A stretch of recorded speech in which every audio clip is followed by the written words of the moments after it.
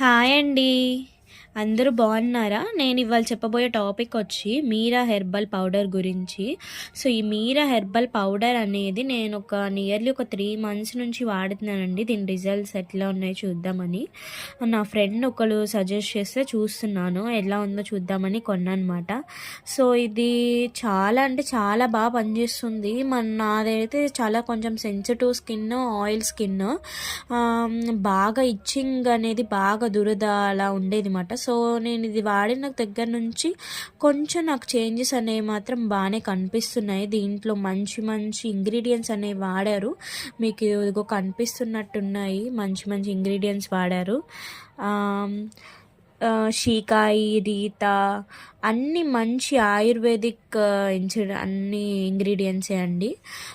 మళ్ళీ ఇది మనం ఎట్లా వాడాలి అంటే ఒక కప్ ఆఫ్ తీసుకోవాలి.